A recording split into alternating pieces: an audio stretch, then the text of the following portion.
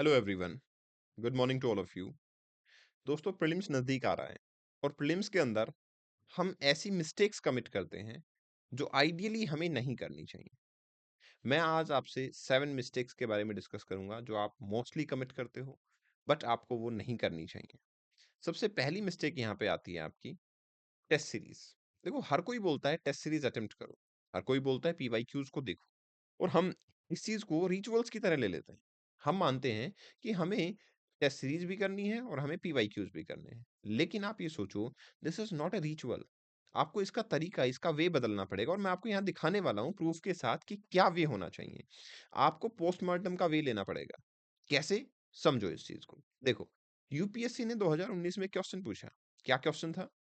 यहाँ पे, on 21st June, sun does not set below the horizon of Arctic Circle and Arctic Circle, Equator and Capricorn।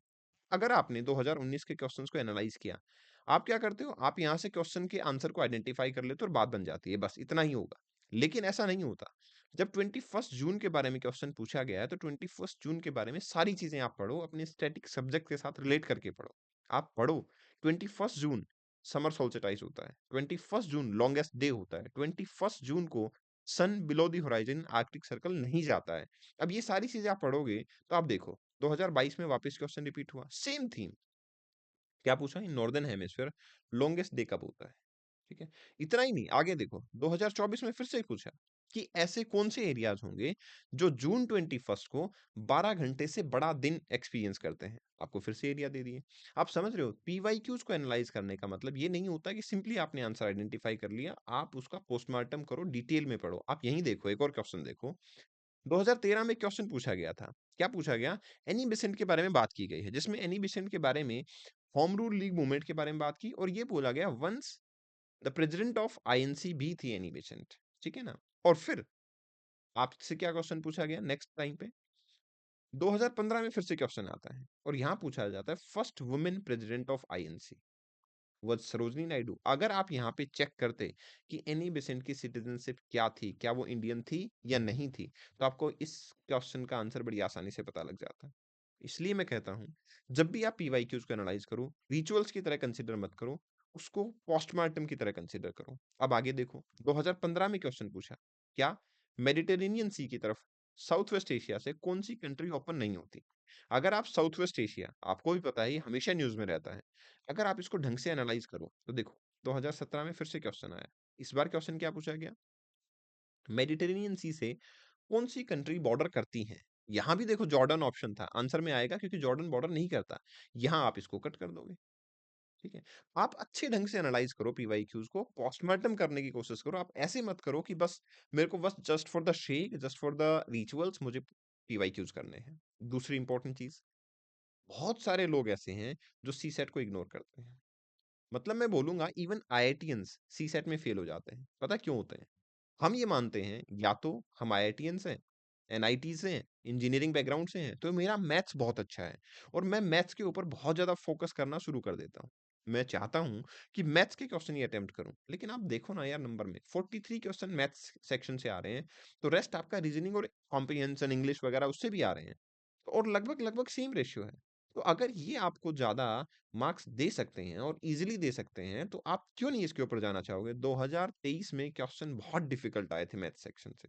इतने section से difficult question आए थे कि आप उनको, आईआईटी के अंदर भी इवन कई बार वो पूछे जाते हैं टेस्ट में, तो आप उनको ऐसा मत बनाओ कि भाई मैं तो इंजीनियरिंग बैकग्राउंड से हूँ, मेरा मैथ स्ट्रॉन्ग है तो मैं तो यही अटेम्प्ट करूंगा। आप इन चीजों के ऊपर फोकस करो। सी सेट में कभी भी ये कोशिश मत करो कि यही सेक्शन करूंगा। अपने 30-40 क्वेश्चन अटेम्प्ट करो, 40 टाइप, सही अटेम्प्ट करो और बात खत्म करो। ठीक है। नेक्स्ट इंपॉर्टेंट चीज, एक मैजिकल नंबर को हम चेज करने की कोशिश करते हैं। मैजिकल नंबर क्या होता है? हमारे माइंड में चल रहा होता है कि मैं तो 80 टू 90 क्वेश्चन ही करके आऊंगा, और ये गलत नहीं है, किसी ने फीड कर दिया आपके माइंड में। लेकिन आप ये मानो ना यार, यूपीएससी की जो कट ऑफ है वो पेपर की हार्डनेस पे डिपेंड करती है ना। How much difficult the paper is, difficulty level पे आपकी कट ऑफ डिपेंड करती है। आप यहां देखो, 2023 की कट ऑफ में दिखाता हूं आपको। Let me show you cut off for next consecutive years. 2023 में कट ऑफ क्या गई है? 75.41। 2022 में कट ऑफ थी 88, 21 में थी 87, 2020 में थी 92, 2019 में थी 98। अब आप बोलो कि क्या आप अपने नंबर को फिक्स रख सकते हो? यार यहाँ पेपर का लेवल ही डिफिकल्ट है ना, तो आप डिफिकल्टी लेवल ऑफ पेपर के हिसाब से जज करो। ऐसा कोई नंबर माइंड में लेके मत चलो कि मुझे इतने क्वेश्चन अटेम्प्ट करने हैं। और ना ही किसी बाजू वाले से सहारा लो कि कैसा लग रहा है पेपर। आप अपनी तैयारी पे भरोसा रखो। अगर आपको डिफिकल्ट लग रहा है तो फिर कट ऑफ नीचे ही जाएगी। ये कॉम्पिटिटिव एग्जाम है, इसमें कट ऑफ डिफिकल्ट है नीचे जाएगी, क्योंकि डिफिकल्ट है तो सबके लिए डिफिकल्ट है। ऐसा नहीं है कि एक शिफ्ट को इजी मिलेगा किसी को हार्ड मिलेगा, ऐसा नहीं होने वाला। फिर आप हाई यील्ड जो डोमेन्स हैं उनको कवर करने की कोशिश करो। ये हाई यील्ड डोमेन्स क्या होती हैं, let me show you. Fourth mistake है जब हम कमिट करते हैं, आपको आइडेंटिफिकेशन करना है हाई यील्ड टॉपिक्स का। अब हाई यील्ड टॉपिक क्या होते हैं, मैं आपको 2024 के पेपर का एक एनालिसिस दिखाता हूँ, ठीक है? Let me show you. यहाँ देखो, ये है आपका रील गेम। रील गेम का मतलब हाइपोथेटिकल गेम। हाइपोथेटिकल गेम में हम क्या करते हैं, हम सोचते हैं पॉलिटी, ज्योग्राफी, इकोनॉमिक्स, ठीक है, हिस्ट्री, इन सब के ऊपर हम अच्छा खासा एफर्ट डालते हैं। बट एक्चुअली एफर्ट डालना इज फाइन, लेकिन रियल गेम को आप भूल जाते हो। ठीक है ना, आप रियल गेम को भूल जाते हो। रियल गेम क्या होता है? Environment, mapping, science and tech. आप ये देखो, 3 सेक्शन है, तीनों छोटे छोटे हैं। आप खुद बताओ कितनी इंपॉर्टेंस देते हो इसको? नहीं देते ना।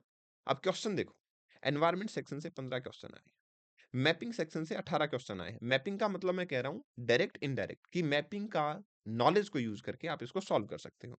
ऐसे ही साइंस एंड टेक के अंदर 13 क्वेश्चन आए हैं। टोटल मिला के ये क्वेश्चन नंबर हो गए हैं 18, 15 और 30, 46 क्वेश्चन हो गए आपके। 46 क्वेश्चन, 46 क्वेश्चन आपके पेपर का यही है, 45% बन गया ना। और कितने सब्जेक्ट से? सिर्फ 3 सब्जेक्ट, और वो भी छोटे सब्जेक्ट जिनको हम ये कंसिडर करते हैं कि इनको तो बहुत ज्यादा टाइम देना ही नहीं चाहिए, बहुत ज्यादा एनर्जी लगानी ही चाहिए। And this is the wrong strategy, this is the real strategy. जो लोग बता रहे हैं कि नहीं ये इंपॉर्टेंट है, इसको करते रहो, आप इनको मत भूलो किसी भी कीमत पे। आप इनको इजिली कर सकते हो, इसलिए कॉस्ट इफेक्टिवनेस बहुत जरूरी है। ठीक है, नेक्स्ट मिस्टेक जो आप करते हो, साइलेंट किलर क्या है? Wrong revision strategy. हम रिवीजन में क्या करते हैं, आपको पता है? रिवीजन देखो, ये ह्यूमन नेचर है, आपकी गलती नहीं है इसमें। हम रिवीजन में अपने आप को हमेशा कंफर्टेबल फील करवाना चाहते हैं। हम ये फील करवाना चाहते हैं कि मुझे तो सब कुछ आता है, मुझे तो कोई प्रॉब्लम ही नहीं है, इसलिए मैं हर वो चीज रिवाइज करता हूँ जो मुझे ऑलरेडी आती है। लेकिन फैक्ट इज कि मुझे जो चीजें नहीं आती वो मुझे याद करनी चाहिए। रिवीजन का मतलब होता है जो चीजें याद नहीं है। अगर आपने पूरी पॉलिटी पढ़ ली, समझ ली, लेकिन आपको फंडामेंटल राइट याद नहीं है, आपको आर्टिकल नंबर याद नहीं है, उनको रिवाइज करो। अगर आपने ज्योग्राफी पढ़ ली और रिवर की ट्रिब्यूटरी याद नहीं है, उनको याद करो, क्योंकि रिवीजन का मतलब यही होता है। आप यहाँ देखो कितना आसान क्वेश्चन था, लेकिन जिसने याद नहीं किया भूल गलत करेगा। देखो, answer the following rivers: Vamsadhara river, Indravati river, Pranhita river, Pennar river. क्या पूछा गया है? गोदावरी की ट्रिब्यूटरी कौन सी है? अगर आपने रिवीजन किया है तो आप झट से कट कर दोगे कि ये 2 रिवर नहीं है, ये तो इंडिपेंडेंट रिवर है। तो मतलब ये 2 रिवर बच गई आपकी गोदावरी की ट्रिब्यूटरी में, जैसे भी ऑप्शन मैनेज कर लोगे। लेकिन अगर आपने इस फैक्ट को याद रखा हुआ है तो ही आप कर पाओगे। और आप रिवीजन में फैक्ट को याद नहीं करते, आप वही चीज रिवाइज करते हो जो आपको आती है। यहाँ क्या क्वेश्चन पूछा गया? कॉन्स्टिट्यूशन ऑफ इंडिया के अंदर right to marry to a person of own choice किस आर्टिकल नंबर में आता है? आर्टिकल नंबर पता होना चाहिए, बस बात खत्म हो गई है। क्वेश्चन तो आसान है। सिमिलरली यहाँ देखो क्या क्वेश्चन पूछा गया था, 2019 का क्वेश्चन है, which schedule of the constitution of India can transfer tribal land to the private party for mining declare null and void? अगर ट्राइबल लोगों की लैंड को माइनिंग के लिए दे दिया, उसको नल एंड वॉइड किस आर्टिकल के अंदर कर सकते हैं? भाई ऑब्वियस सी बात है, जो ट्राइबल, आर्टिकल नहीं शेड्यूल, ट्राइबल राइट्स के बारे में बात करेगा, लेकिन हमें शेड्यूल याद तो हो। हम क्या करते हैं, अरे कोई बात नहीं इसको मैं कर लूंगा। That is wrong strategy. Revision का मतलब ये होता है उस पिलर पे काम करना जो आपको नहीं आता है। और फिर आता है sixth pillar, can't connecting dots. Yes, dots आप कनेक्ट नहीं करते हो। आप क्या करते हो? करंट अफेयर पढ़ते हो, अलग अलग मैगजीन की आप करंट अफेयर पढ़ लेते हो। लेकिन प्रॉब्लम क्या आती है, आप करंट अफेयर पे ये नहीं देख पाते कि ये मेरे स्टैटिक पार्ट में कहाँ इंटरलेट करेगा। आपने एक चीज देखी है, हमेशा करंट अफेयर की मैगजीन्स के अंदर ये लिखा होता है कि ये टॉपिक आपके उस टॉपिक से रिलेट करता है, लेकिन हम उसको इग्नोर कर देते हैं। हमें लगता है कि हमें तो पता ही है। ये इस पर्पज से नहीं होता कि आपको पता है, पर्पज ये होता है कि आप ये देख लो क्या इस करंट अफेयर की वजह से आपके उस स्टैटिक टॉपिक के अंदर कोई चेंज तो नहीं आ रहा। समझ रहे हो? मैं एग्जाम्पल से समझाता हूँ। देखो, यहाँ पे एक न्यूज आई, ठीक है ना? क्या न्यूज थी? 2017 में 19 फरवरी को न्यूज आई। क्या न्यूज थी? ये न्यूज़ थी कि after lying dormant for 150 years, the Barren Island volcano eruption in 1991 and has been showing a sporadic activity since then. 150 सालों तक डॉर्मेंट था, उसके बाद 1991 में इरप्ट हुआ, और फिर अब वापस से इरप्शन हुआ था 2017 में। यूपीएससी ने क्या क्वेश्चन पूछा? इमीडिएट 2018 का ईयर, ठीक है ना? इमीडिएट 2018 में यूपीएससी ने क्वेश्चन पूछ लिया आपसे। ये देखो क्या पूछा है। Barren Island volcano is an active volcano located in the Indian territory. अगर आप बुक्स में कहीं कहीं बार बार पढ़ रहे हो कि डोरमेंट है, डोरमेंट है, डोरमेंट है, लेकिन आप समझो ना, करंट अफेयर में न्यूज आई, न्यूज आने के बाद में आपका ये वोल्केनो एक्टिव वोल्केनो हो गया ना। 150 ईयर से जो वोल्केनो इरप्ट नहीं हुआ था, ठीक है, लेकिन अब तो ये एक्टिव हो गया ना। और बस उसके बाद में इसके लोकेशन वगैरह को वो भी देख लो। तो आइडियली पहले ये मैप किया करो कि कोई भी करंट अफेयर है, वो आपके स्टैटिक पार्ट से कहाँ जाके मैच कर रहा है। अगर स्टैटिक में कोई बदलाव आ रहा है उसकी वजह से, तो डेफिनिटली आपको कंसिडर करना चाहिए। जैसे कि अभी मैं बता देता हूँ, डिलिमिटेशन कमीशन की बात चल रही है। डिलिमिटेशन कमीशन क्या बदलेगा? कॉन्स्टिट्यूएंसीज बदलेगा आपकी, ठीक है ना? कितनी कॉन्स्टिट्यूएंसी होंगी लोकसभा के अंदर, लोकसभा की सीटें कितनी फिल हो जाएंगी, कितनी नहीं। तो आपके स्टैटिक में कुछ चेंज आएगा ना, जो लक्ष्मीकांत के पैराग्राफ है उनके अंदर चेंज आएगा। अब वो चेंज आपको अडॉप्ट करना है। एक बुक वापिस से चेंज होके मार्केट के अंदर आएगी, नया एडिशन होगा, हम लेंगे नहीं लेंगे, बहुत सारे सवाल आते हैं। And then last but not least, wrong question selection strategy. यहाँ पता है क्या करना है? गलती यहाँ आपकी नहीं होती, यहाँ आपके माइंड की गलती होती है। मैं बताता हूँ आपका माइंड कैसे अट्रैक्ट हो जाता है, कैसे क्वेश्चंस के टुवर्ड्स। देखो, दो चीजें, दो इमेज बनती है हमारे माइंड में। जैसे ही हम कोई ऐसा क्वेश्चन देखते हैं ना, छोटा सा, छोटा सा क्वेश्चन, चार ऑप्शन, हमारा माइंड ये कहता है कि इसको अटेम्प्ट कर लो, ये तो बड़ा आसान सा क्वेश्चन है। हमारे अंदर उत्सुकता जागती है कि मैं इस क्वेश्चन को अटेम्प्ट कर लूं, लेकिन मैं बता देता हूँ ये क्वेश्चन सबसे डेंजरस होते हैं। You know why? क्योंकि अगर आपको नॉलेज है तो है, और नहीं है तो नहीं है। यहाँ देखो, आपसे पूछा कि क्लोजेस्ट टू ग्रेट निकोबार कौन सा आपका आइलैंड है। भाई नेचुरल सी बात है, अगर आपको पता है तो पता है, और नहीं पता तो नहीं पता। इसमें 1/4 प्रोबेबिलिटी है, अगर आपको नहीं पता और आपने तुक्का मारा, 1/4 प्रोबेबिलिटी है कि सही होगा, मतलब चांसेस बहुत ज्यादा हैं कि गलत होगा।